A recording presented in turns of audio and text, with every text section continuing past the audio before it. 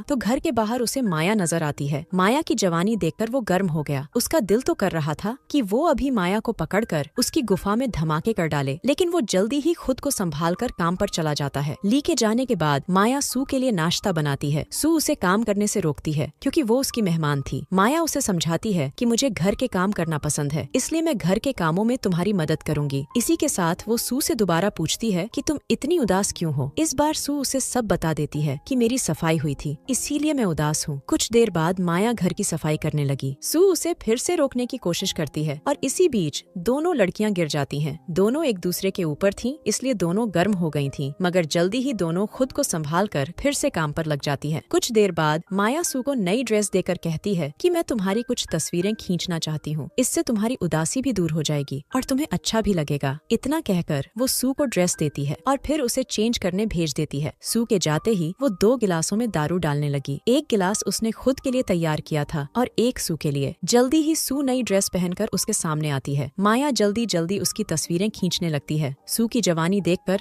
माया भी गर्म हो गई। तस्वीरें खींचने के बाद दोनों दारू पीती हैं और दारू पीते पीते एक दूसरे का पानी निकालने लग जाती हैं। थोड़ी ही देर बाद रात हो गई। ली भी अब घर आ चुका था, इसलिए तीनों मिलकर खाना खाने लगते हैं। खाना खाते खाते सू ली को सब बताती है कि आज माया ने मेरी तस्वीरें खींची। उसने ली को तस्वीरों के बारे में तो बता दिया था, लेकिन वो ये नहीं बताती कि माया ने उसका पानी भी निकाला था। खाने के बाद ली और सू अपने कमरे में आते हैं और एक दूसरे का पानी निकालने लग जाते हैं। उसके बाद ली सू से पूछता है कि माया हमारे घर से कब जा रही है, क्योंकि उसके कारण हमारी प्राइवेसी खत्म हो रही है। ली की बात सुनकर सू उदास हो गई क्योंकि उसे माया के साथ मजा आने लगा था। अगली सुबह सू माया के पास आकर कहती है कि तुम्हें अब जल्दी ही यहाँ से चले जाना चाहिए, क्योंकि तुम्हारे कारण ली को परेशानी हो रही है। सू की बात सुनकर माया हैरान हो गई। उसे लगने लगा कि शायद ली को पता चल गया है कि उसने सू का पानी निकाला है। सू उसे समझाती है कि ली को हमारे बारे में कुछ पता नहीं चला। असल में पहले हम दोनों घर के किसी भी हिस्से में शुरू हो जाते थे, लेकिन तुम्हारे आने के कारण ली ऐसा नहीं कर सकता, इसीलिए उसे तुमसे परेशानी हो रही है। सू की बात सुनकर माया कहती है कि मैं जल्द ही यहाँ से चली जाऊंगी। इसके बाद वो सू को चूमने लगती है और दोनों फिर से अपनी प्यास बुझाने लग जाती हैं। रात को माया जब अपने कमरे में थी तो ली उसके पास आता है। सू बाजार में राशन खरीदने गई हुई थी। ली माया के पास आकर कहता है कि मुझे पता है कि तुम मेरी बीवी को बिगाड़ रही हो, इसलिए तुम्हें मेरे घर से चले